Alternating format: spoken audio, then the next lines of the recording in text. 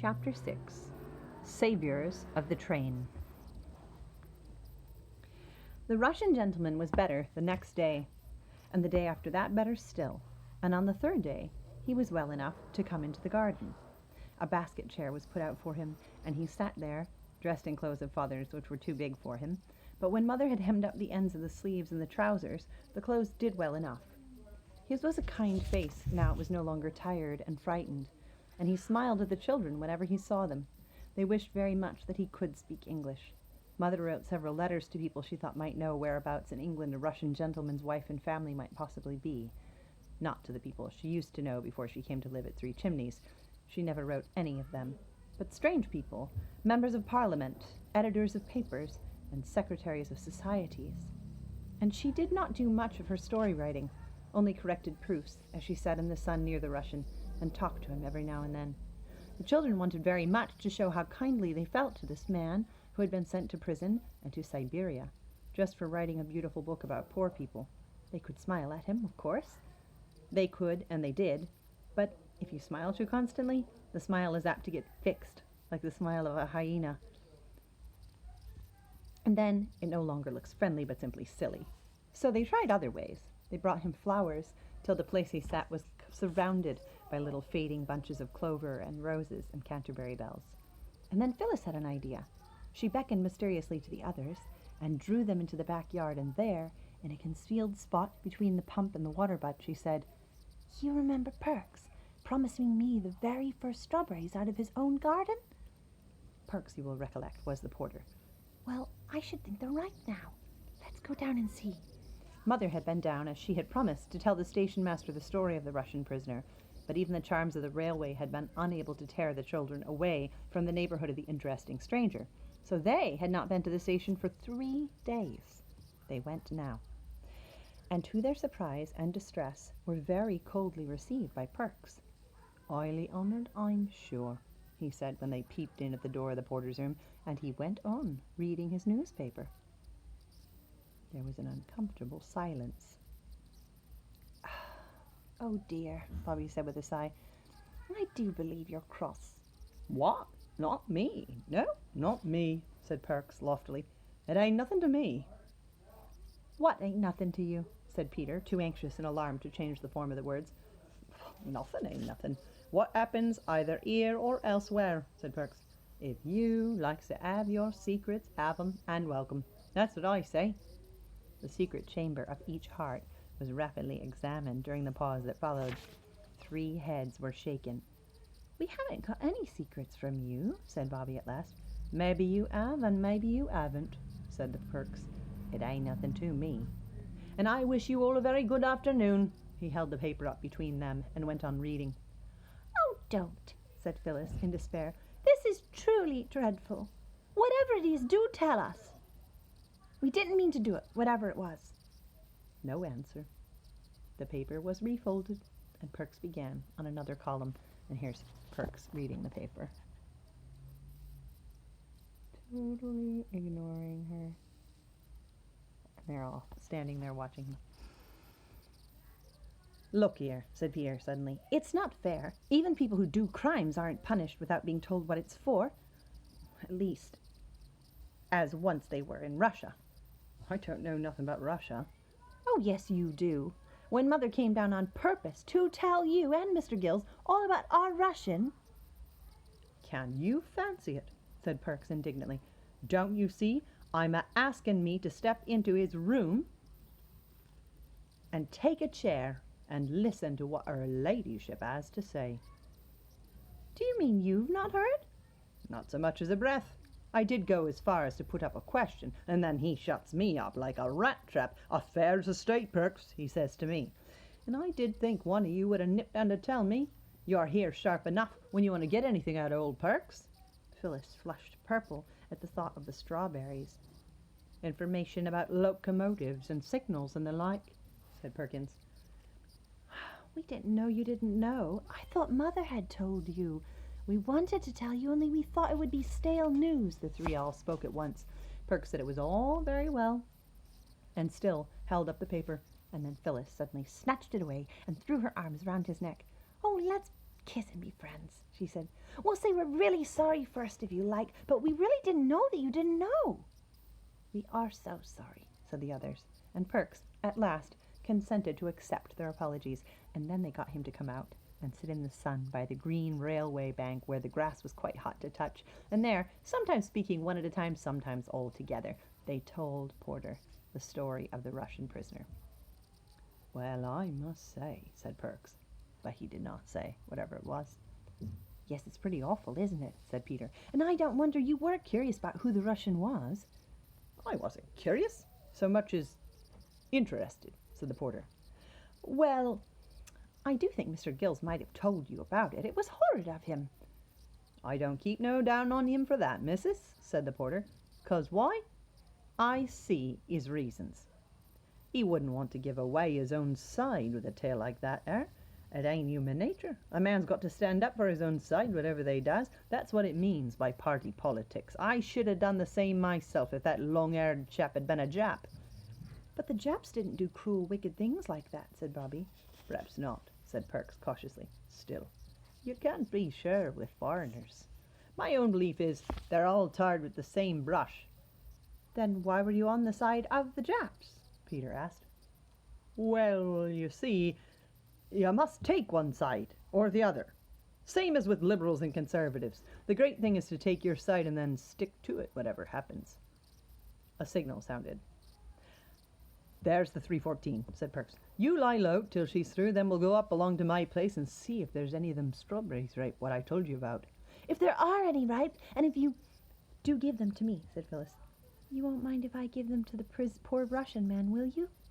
Perks narrowed his eyes, and then he raised his eyebrows. "So, it was them strawberries you come down for this afternoon, eh?" said he. That was an awkward moment for Phyllis.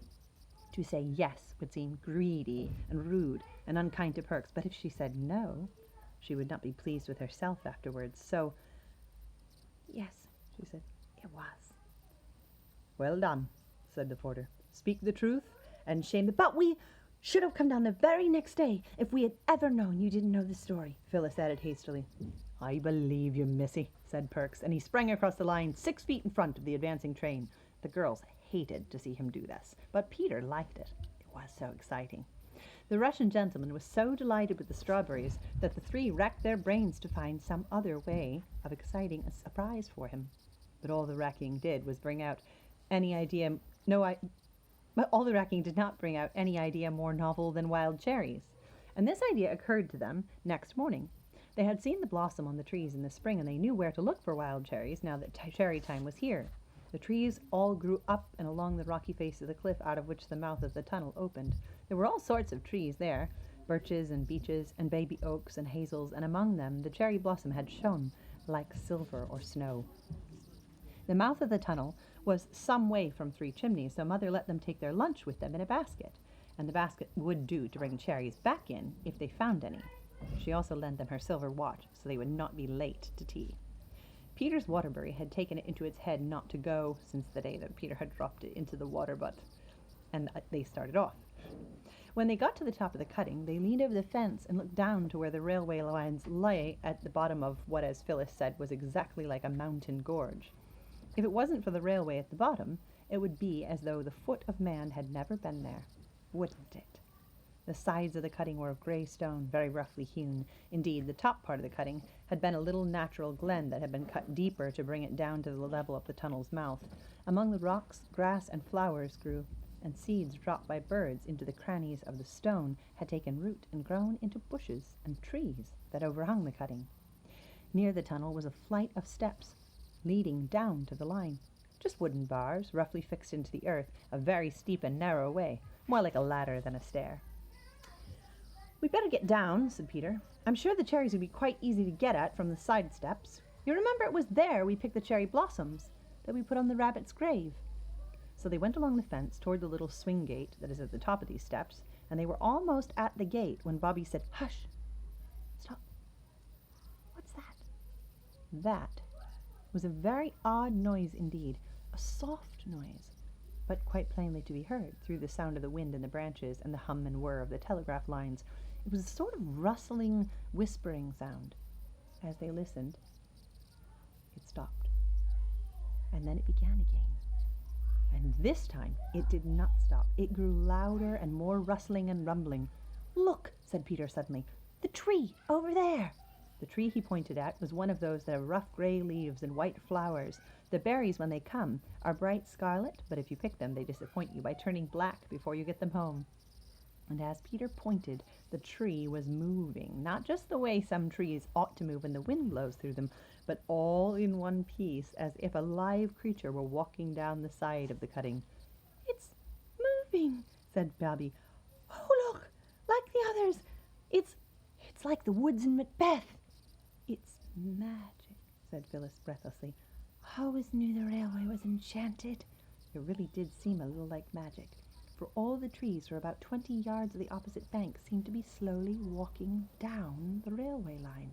The tree with the grey leaves bringing up the rear like some kind of old shepherd drawing a flock of green sheep. "What is it?" "Oh, what is it?" said Phyllis. "It's much too magic for me. I don't like it. Let's go home." But Bobby and Peter clung fast to the rail and watched breathlessly, and Phyllis made no movement towards going home by herself. The trees moved on and on. Some stones and loose earth fell down and rattled onto the railway metals far below. "It's all coming down," Peter tried to say, but all he found was that there was hardly any voice left to say it with.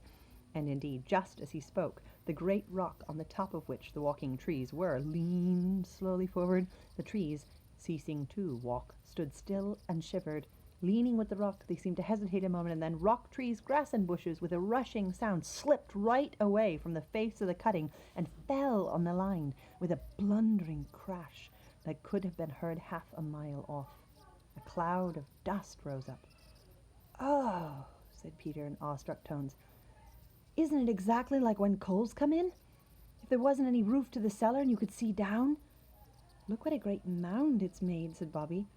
"Yes, right across the line," said Phyllis. "That'll take some sweeping up," said Bobby. "Yes," said Peter slowly. He was still leaning on the fence. "Yes," he said again, still more slowly, and then he stood upright. "The 11:29 down hasn't gone by yet. We must let them know at the station, or there'll be a most frightful accident." "Let's run," said Bobby, and began. But Peter cried, "Come back!" and looked at Mother's watch. He was very prompt and businesslike, and his face looked whiter than they had ever seen it. "No time," he said. "It's 10 miles away. It's just past 11. "Couldn't we," suggested Phyllis breathlessly, "couldn't we climb up a telegraph post and do something to the wires?" "We don't know how," said Peter. "They do it in war," said Phyllis. "I know. I've heard of it." "They only cut them, silly," said Peter, "and that doesn't do any good, and we couldn't cut them if we got up, and we couldn't get up, and if we had anything red, we could go down on the line and wave it." "But the train wouldn't see us till it got round the corner, and then it should just see the mound just as well as us," said Phyllis. "Better, because it's much bigger than us." "If we only had something red," Peter repeated. "We could go round the corner and wave it at the train." "We might wave anyway. They'd only think it was just us as usual. We waved so often before. Anyway, let's get down." They got down the steep stairs, Bobby pale and shivering, and Peter's face looking thinner than usual. Phyllis was red-faced and damp with anxiety. "Oh, how hot I am," she said, "and I thought it was going to be cold. I wish we hadn't put on—" And then she stopped short, and then ended in quite a different tone. "Our flannel petticoats!" Bobby turned at the bottom of the stairs. "Oh, yes," she cried. "They're red. Let's take them off." And they did, and with the petticoats rolled up under their arms, ran along the railway, skirting the newly fallen mounds of stone and rock and earth and bent crushed trees. They ran at their best pace. Peter led, but the girls were not far behind. They reached the corner that hid the mound from the straight line of railway that ran half a mile without curve or corner. "Now," said Peter, taking hold of the largest flannel petticoat. "You're not," Phyllis faltered. "You're not going to tear them?" "Shut up," said Peter with stern briefness. "Oh, yes," said Bobby. "Tear them into little bits if you like. Don't you see, Phil? If we can't stop the train, there'll be a real live accident, with people killed. Oh, how horrible. Here, Peter, you'll never tear through the band." She took the red flannel petticoat from him and tore off about a half an inch of the band, and then she tore the other the same way. "There," said Peter, tearing in his turn. He divided each petticoat into 3 pieces. "Now we've got 6 flags." He looked at his watch again.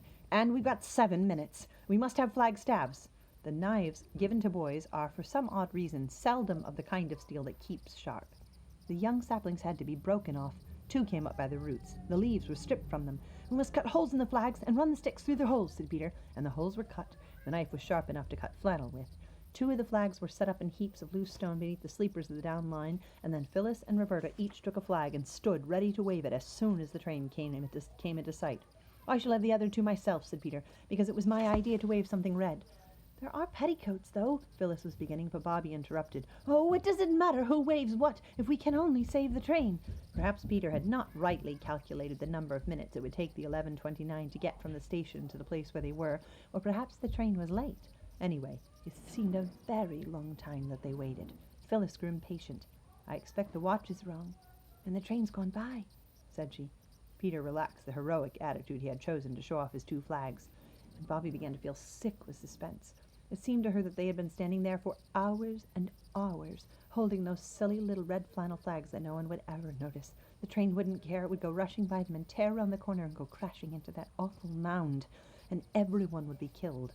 Her hands grew very cold and trembled so that she could hardly hold the flag, and then came the distant rumble and hum of the metals and a puff of white steam which showed far away down the long stretch of line. Stand firm, said Peter, and wave like mad. When it gets to that big furze bush, step back, but go on waving. Don't stand on the line, Bobby. The train came rattling along very, very fast. They don't see us, they won't see us, it's all no good, cried Bobby. The 2 little flags on the line swayed as the nearing flag shook them and loosened the heaps of stone that held them up. One of them slowly leaned forward and fell on the line. Bobby jumped forward and caught it and waved it. Her hands did not tremble now. It seemed that the train came on as fast as ever. It was very near now. Keep off the line, you silly cuckoo, said Peter fiercely. It's no good, Bobby said again. Stand back, said Peter suddenly, and he dragged Phyllis by the arm. But Bobby cried, not yet, and waved her 2 flags right over the line. The front of the engine looked black and enormous. Its voice was loud and harsh. Oh, stop, stop, stop, cried Bobby. No one heard her. At least Peter and Phyllis didn't, for the oncoming rush of the train covered the sound of her voice with a mountain of sound. But afterward she used to wonder whether the engine itself had heard her. It seemed almost as though it had, for it swiftly slackened, and stopped, not 20 yards from the place where Bobby's 2 red flags waved over the line. She saw the great black engine stop dead. But somehow she could not stop waving her flags. And when the driver and fireman had got out of the engine and Peter and Phyllis had gone to meet them and pour out their excited tale of the awful mound just round the corner, Bobby still waved the flags, more and more feebly and jerkily, and then the others turned toward her, and she was lying across the line with her hands flung forward and her still gripping the sticks of the little red flannel flags. The engine driver picked her up and carried her to the train and laid her on the cushions of a first-class carriage. Gone right off in a faint, he said. Poor little woman. And no wonder. I'll just have a look at this here mound of yours, and then we'll run back to the station and get her seen too. It was horrible to see Bobby lying so white and quiet, with her lips blue and parted. I believe that that's what people look like when they're dead, said Phyllis. Don't, said Peter sharply. They sat by Bobby on the blue cushions, and the train ran back. Before it reached their station, Bobby sighed and opened her eyes and rolled herself over and began to cry. This cheered the others wonderfully. They had seen her cry before, but they had never seen her faint, nor anyone else for that matter. They had not known what to do when she was fainting, but now she was only crying. They could thump her on the back and tell her not to, just as they always did, and presently, when she stopped crying, they were able to laugh at her for being such a coward as to faint. When the station was reached, the 3 of them were the heroes of an agitated meeting on the platform. The praises they got for their prompt action, common sense, and ingenuity were enough to have turned anybody's head. Phyllis enjoyed herself thoroughly. She had never been a real heroine before, and the feeling was delicious. Peter's ears got very red, yet he too enjoyed himself. Only Bobby wished they all wouldn't. She wanted to get away. You'll hear from the company about this, I expect, said the station master. Bobby wished she might never hear of it again. She pulled on Peter's jacket. Oh, come away, I want to go home, she said. So they went. And as they went, station master, porter, guards, driver, firemen, and passengers sent up a cheer. Oh, listen, said Phyllis. That's for us. Yes, said Peter. I say, I am glad I thought about something red and waving it. How lucky we did put our flannel petticoats on, said Phyllis. Bobby said nothing. She was thinking of the horrible mound and the trustful train rushing toward it. And it was us that saved them, said Peter. How dreadful if they had all been killed, said Phyllis. Wouldn't it, Bobby? We never got any cherries after all, said Bobby. And the others thought her rather heartless.